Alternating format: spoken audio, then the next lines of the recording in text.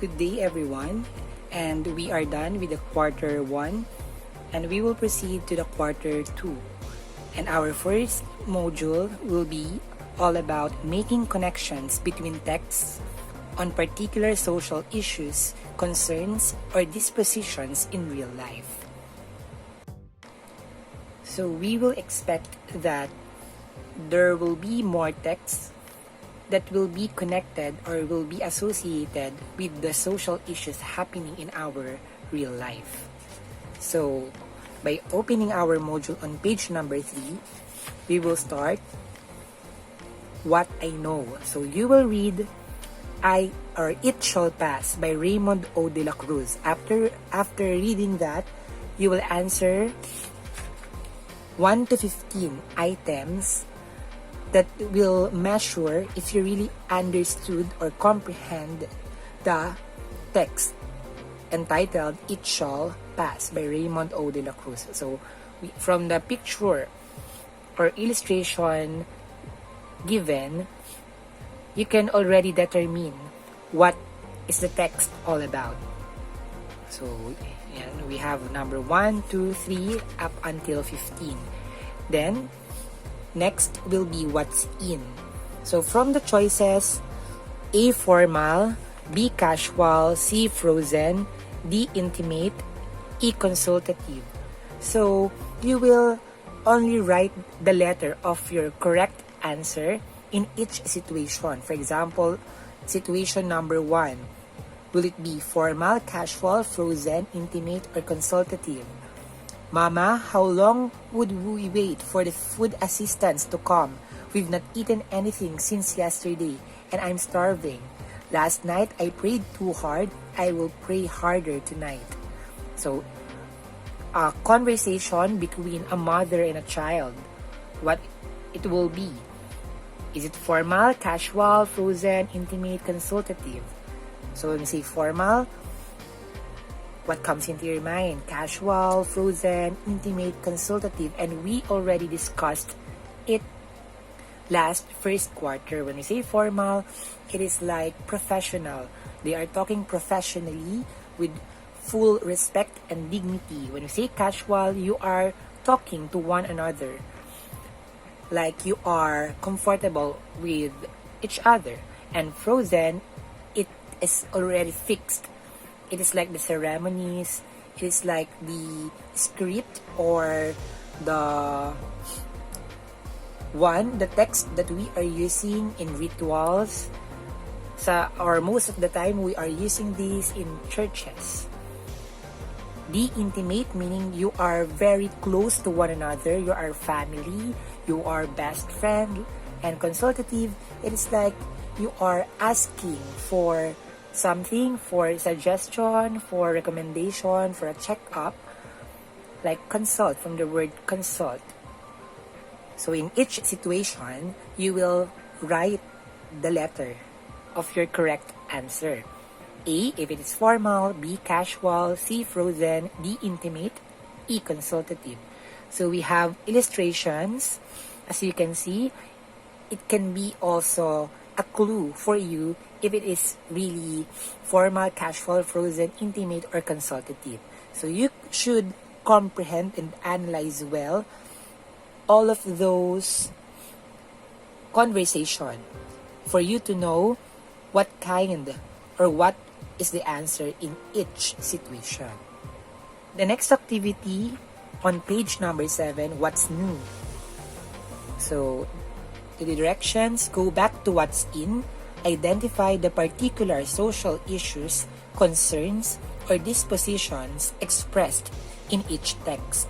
Write the letter of your answer on a separate answer sheet. So, on page number 6, there are situations, 1 to 5 situations. Then you will identify or you will just write the correct letter.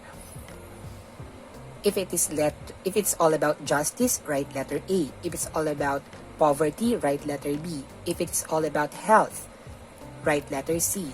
Depression, letter D. And public service, letter E. So 1 to 5, you will just write the letters of your correct answer based on the situation or based on the conversation. What is it all about? Situation number 1, situation number 2, up until number 5. So in what's in, you will identify if it is formal, casual, frozen, intimate, or consultative. However, on page number 7, what's new, you will identify the social issues, concern, or disposition. If it is justice, poverty, health, depression, or public service. For example, situation number 1. Mama, how long would we wait for the food assistance to come? It's very obvious. We've not eaten anything since yesterday. So they are hungry. Therefore, it will fall under, you will choose among the choices. So, going to the next part, it is the lesson proper. So, when we say social issues, it's really happening. It is really happening to each of us, and no one is excluded because it's reality. And we can also determine, we can also apply, know, and analyze the social issues through literature. So literature has always been one effective way to explore and address social issues, concerns, or dispositions in human culture. Stories, plays, and other types of fictional media often have some social or cultural concern embedded in the thematic background of a narrative. A social issue is some problem or concern connected to a larger issue that affects society in general. Often, the social issues brought forward in fiction reflect contemporary concerns in the author's own word.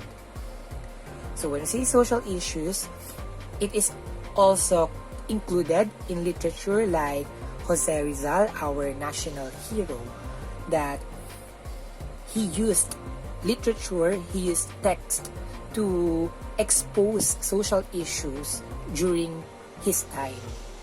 So it is an effective way because we can express, because literature is also a bridge for us to expose information, to express what we feel, what we experience, and not only subjective, but it can be also objective.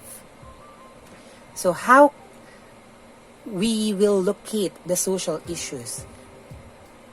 So number 1, we have the make notes. When you say make notes, especially we cannot avoid long text. So we should make notes for us to remember easily the important ideas and details in a text. So long pieces of literature would demand note-taking skills, but short ones like anecdotes, poems, short stories would be easier to comprehend. Writing down your thoughts and feelings as you read a book or a text will keep the ideas intact and organized. So you can go back easily of what should be remembered, what should be analyzed. So if you will write those important notes, it will be easy for you to remember and understand. Because there are many texts, there are tendencies that you will forget. Some of the notes, it's very important for you to jot down or to write or make notes. Number 2, understand the plot line. Ask yourself how the plot line is affected by aspects of the world depicted in the text. So when you say plot line, it is how the text or the story happened. For example, is the present happening is a continuation of what is being or what was being done in the past times. So it can be also a flashback, or it depends on the writer. So when you say understand the plotline, it has an impact because it also shows the time or how long the social issues are being experienced by the people. Is it only in the beginning, only in the past, only now? So it can be also a great consideration for us readers to know if it is really a long-lasting or a very timely, a very short issue, or it's an issue since before. So number 3, understand the actions and thoughts of the character. So it's very important because characters sometimes symbolize the people in the society. So if we will analyze the text and their character, how they think, how they act, we will also know their actions or the social issues. For example, the character is the hero, which experienced abuse and so much sufferings. So we can depict that during that time, they are not allowed to express their emotions, to freely say what they want, like that. So by analyzing their character and how they say or how they speak, how they interact, we can also know the social issue. If they are freely or if they are free, if they are somehow limited, what will be the social issue there? Time is of the essence. Consider contemporary societal issues operating in the world of the author. The author or poet write about his time, what he sees and hears during his time. So, it is important to determine the circumstances, the time, the text or book was written. Yan. Because we are also considering when the text was written. For example, it was written during Spanish colonialization. So we can also determine that during that time there were sufferings. This situation was happened to Jose Rizal, like that. So we can also know the social issues because it already happened. It is part of history, and we can go back to the text where it will show the social issues during that time.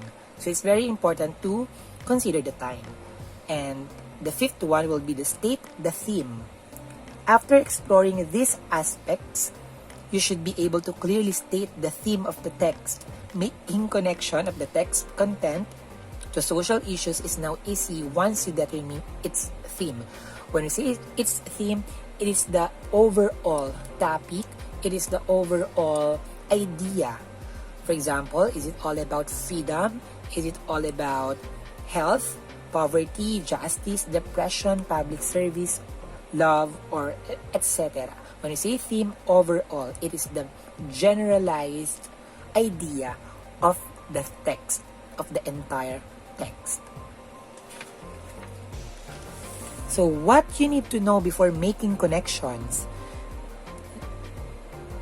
and it's already given that our topic is about making connections because text is inevitably, there are many changes because the reality change is always happening in our world. But we should see always the connections between the text and the reality because that is the essence of a text. If we can relate, if we can connect our present situation to the text, and if we can extract lesson from that text. So making connections is a critical reading comprehension strategy that helps you make meaning of what you are reading. When you make connections to the text that you are reading, it helps you to make sense of what you read, retain the information better, and engage more with the text itself.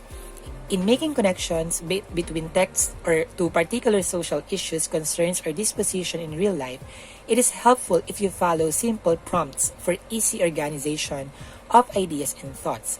So we have 4 questions. What does this remind me of in this?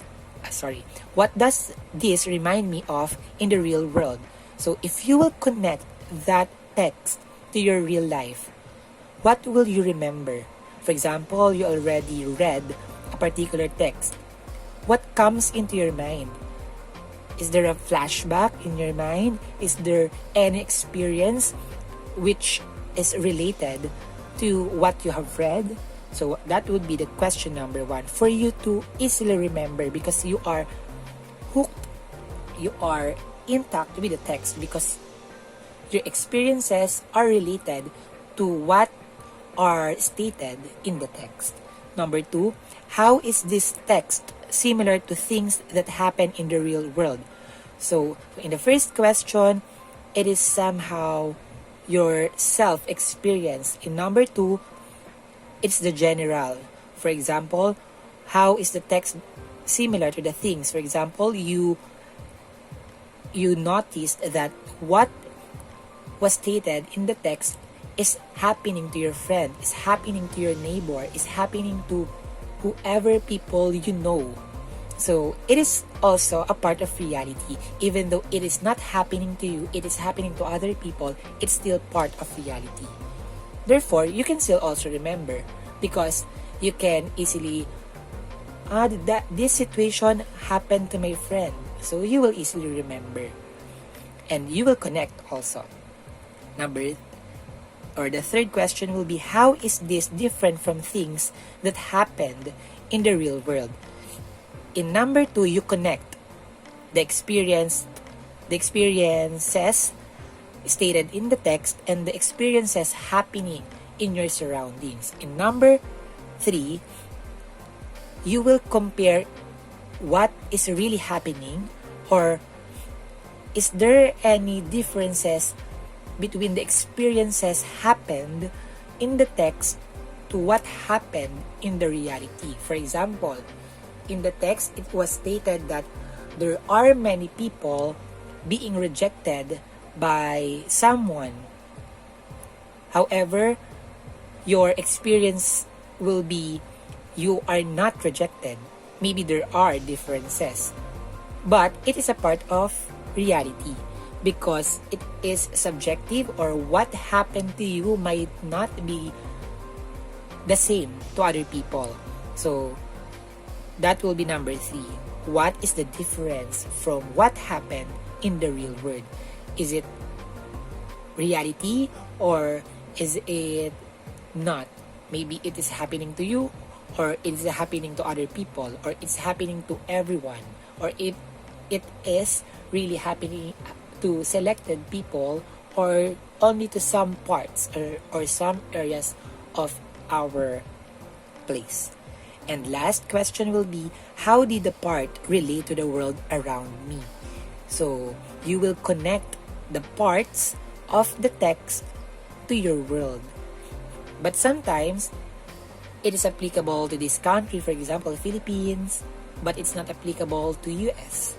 There are points that it will be like that, but it is usual. But each country is connected to the world, therefore it is a part of reality. So there are always connections between the text and the world, but it is based on the experiences, it is based on the culture, religion, which is being which are being embraced by the people in a particular place. But there are always connections, and as a reader, as a mindful reader, as we comprehend the connections between the text, we will identify if it is really, or what is the difference, or what are the similarities, or what are the differences that we can see as we read the text. So there are types of connections. In surface connection, you just express literal connection, providing limited details, whereas in deep connection, you will feel the author, you connect with him in thoughts, ideas, and emotions, thereby giving the composition or speech substance and form. Between these two, the deep connection is more challenging to develop and more interesting to read or listen to. So there is a illustration. The surface connection, it is like above the sea level, like that, and the text. So because you can understand the text, but there is a connection also, but it is not that deep, it is not that critical, because you know that it is true, but probably it is not happening to you. But when I say deep connections, you are really connected, you are really intact, you are really affected on how the author explained the text. For example, you have a problem about studying habit because of pandemic, and the author wrote a text about it. So it will be a deep connections because your connection and the text, or your experiences, are really connected to the text, because you are not different for what is happening in the text. So that is a deep connections. It's very easy to identify the difference between the two, surface and the deep. When I say deep, literal, or the literal meaning of deep, meaning you are very you really connect yourself. If you will find the text that it's really real because it's happening also by yourself. But when I say surface connection, you know that there is connection, but probably it is not happening to you, but you know that it is also a part of reality. Probably it's happening to your friend or to people you may know, but it is not really happening to you. So that's why surface connection.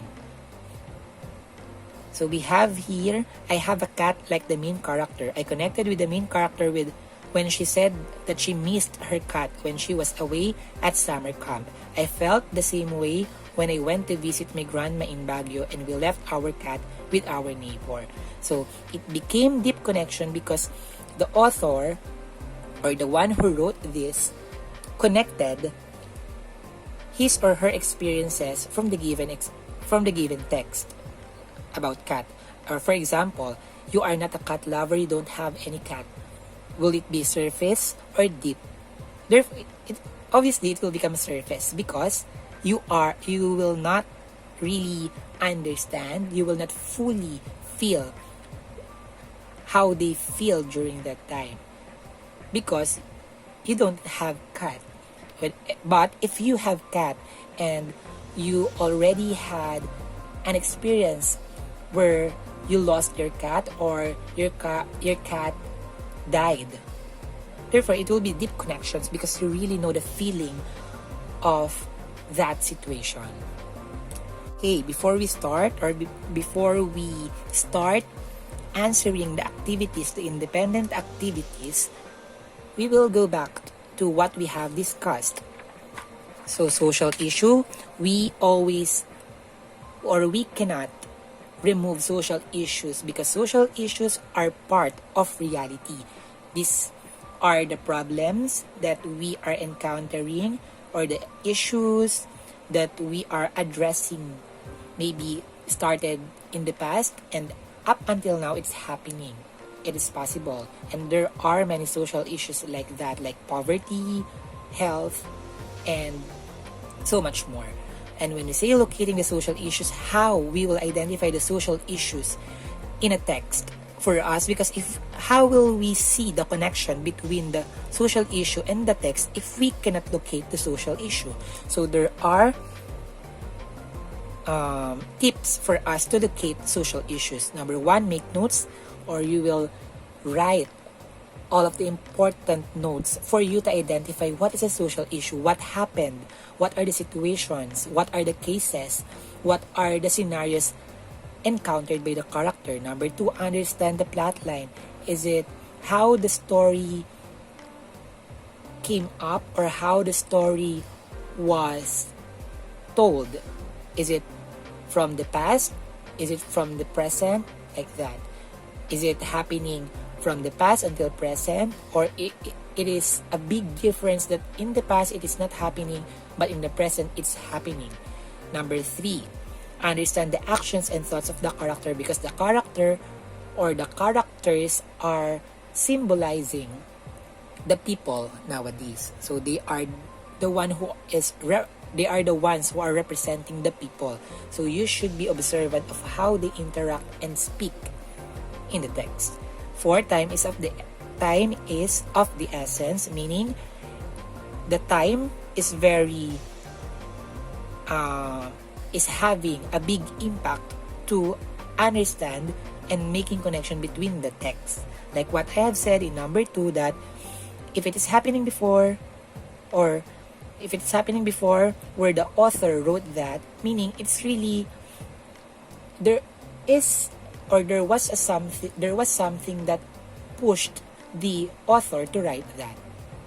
There was a reason why he or she expressed, why he or she revealed all of the issues during that time.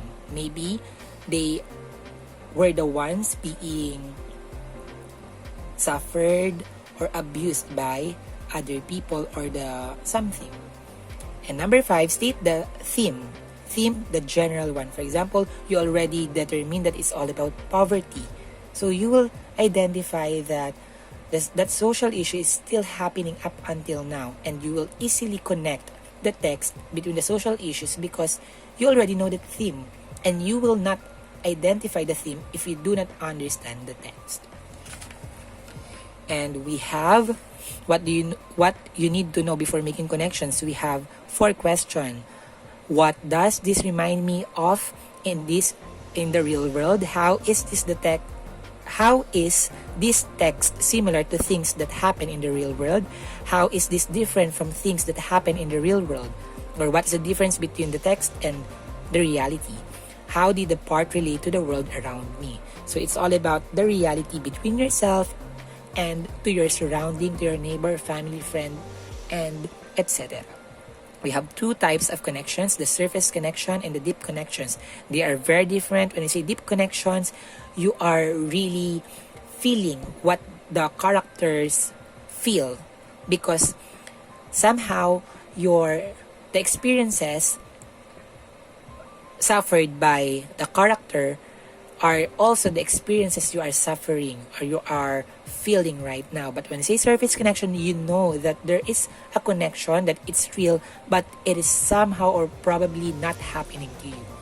So, proceeding to independent activity number 1, read the text below, then tell what social issues, concerns, or dispositions each text is connected to real life. Choose your answer from the given choices below each text. So you will just write the letter of your correct answer. So the trees, you will read this, then A, B, C, or D. How about this one? Is it all about hatred, sorrow, gladness, or serenity? Number 3, read this one. Is it peace, freedom, love, or war? And the same process you will do to number 4 and number 5. Independent assessment number 1. So read the text entitled Life's Little Treasures and connect it to real life concerns by answering the questions found after the text. Choose the letter that corresponds to your answer and write it on a separate answer sheet. So we have the Life's Little Treasures by Raymond O. de la Cruz. So what does the text remind you of? It's like the question we have here, and what you need to know before making connection. Number 2, the following local colors are used in the text that help you bring back past memories except one. When you say local colors, these are the things that will give you hint of what happened during the text. Local colors meaning local, meaning it is really significant, it is really particular to that situation. Number 3, what personal disposition of the author? Number 4, how would you describe the author? Number 5, what is the theme of the text? Independent activity number 2, connect the text to the illustration that clearly depicts its content. Choose the letter of your answer and write it on a separate answer sheet. But all of your answers will be written on one whole sheet of paper. So we have 5. So number 1, number 2, number 3, number 4, and number 5. After reading that, For example, number 1, I stand in one corner where I can see the whole picture. The people in white suits, white masks, and face shield, and move in urgency. The medical equipment, blah blah blah. What illustrations you will connect?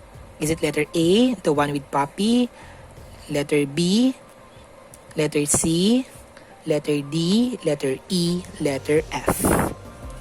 So you will just connect. Independent assessment number 2, grouping related issues, concerns, or dispositions. Directions, refer to texts. In independent activity number 2, reread them. Then, group the ideas, concepts, issues, and concerns that are related to the content of each text. Write the letter that corresponds to your answer.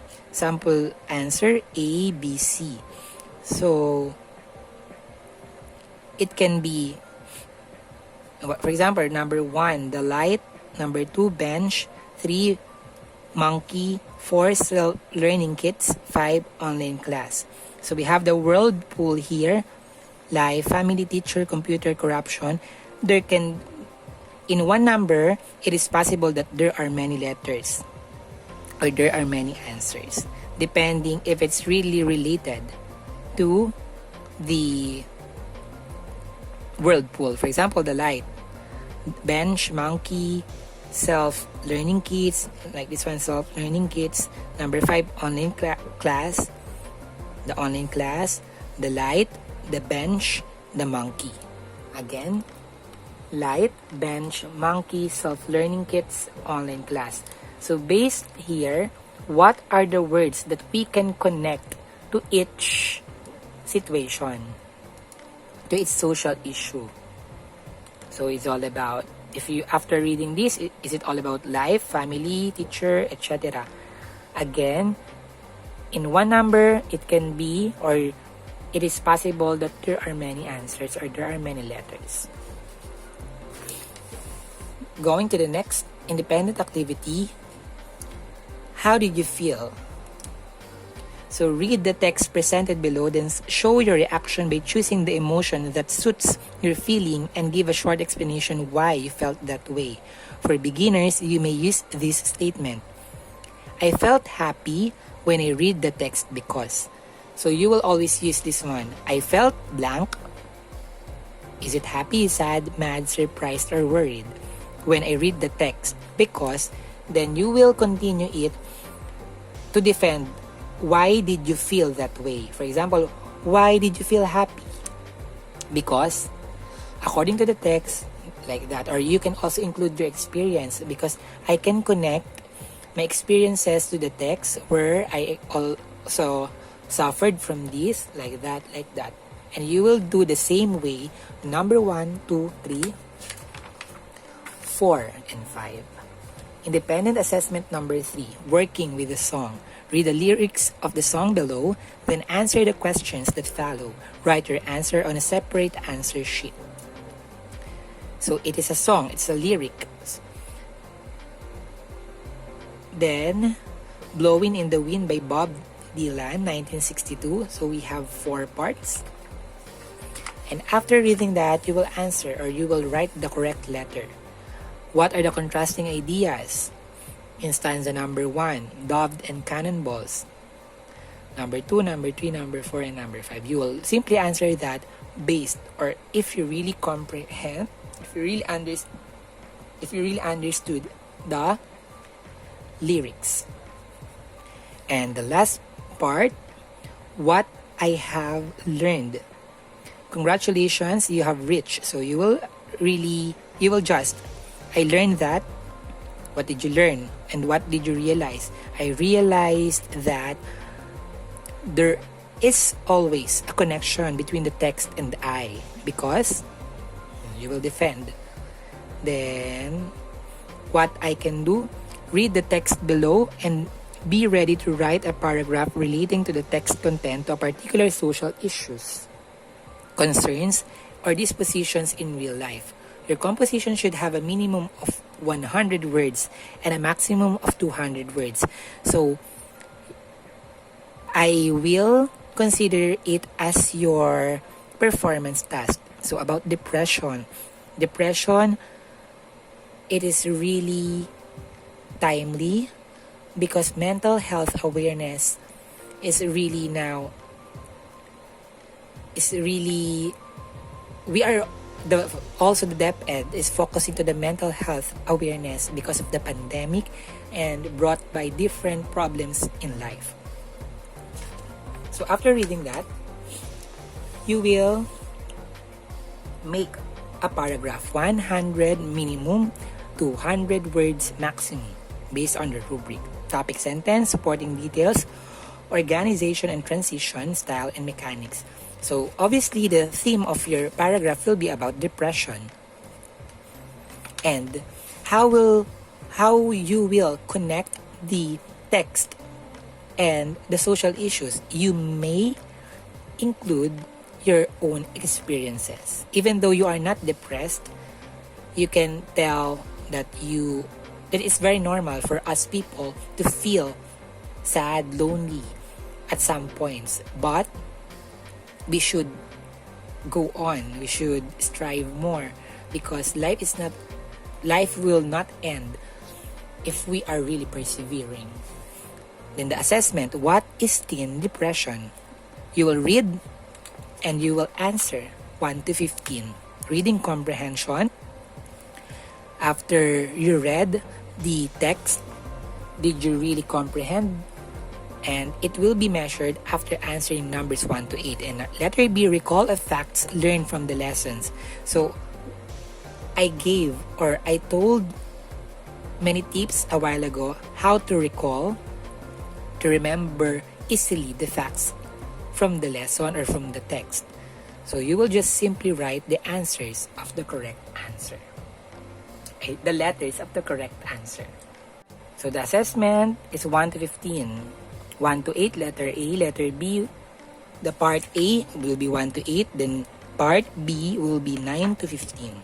Additional activity, look for a piece of literature, a song, a story, poem, etc. Then make a composition relating its content to real-life situation that you personally experienced.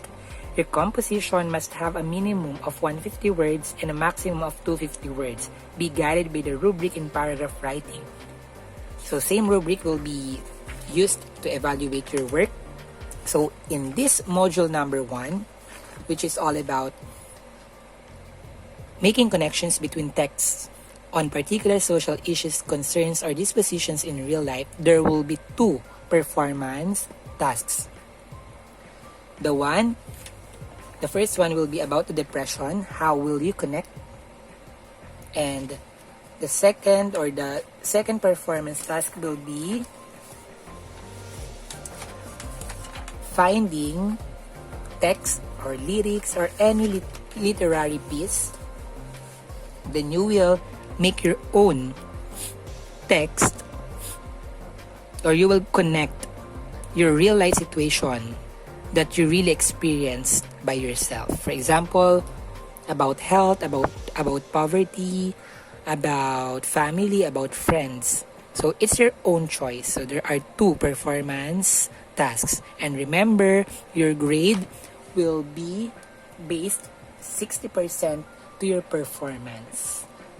And only 40% will be written works. So that's all for this week. English, we will start second quarter with perseverance and determination. And if you have any question, feel free to ask your English teachers, and always prioritize what should be prioritized and allow and allocate time to study. We are still suffering from pandemic, and if we will not help one another, it will be more difficult for us to move on. So let us help one another. We will do our best to help you and help also yourself to pass and submit all of the requirements needed for you to learn also. That's for all today. Stay safe. Thank you.